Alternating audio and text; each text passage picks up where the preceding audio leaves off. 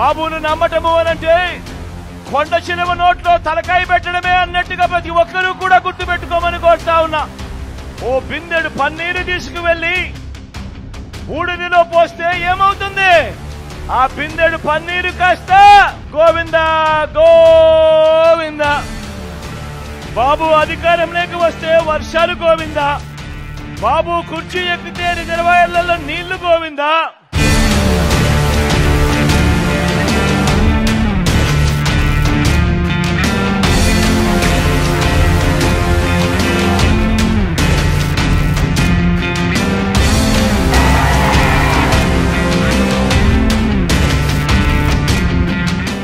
చంద్రబాబు నాయుడు దగ్గర నా దోచుకున్న సొమ్ము చాలా ఉంది.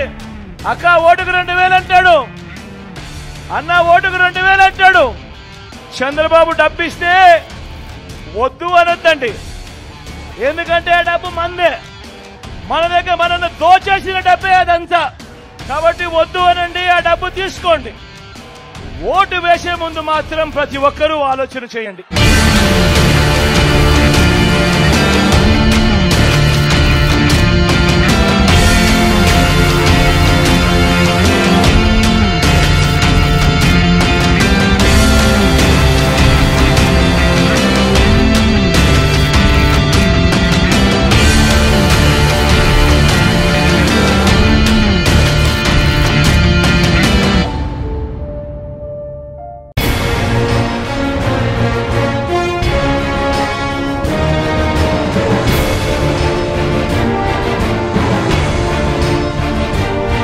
ఓ మోసాలయ్యా,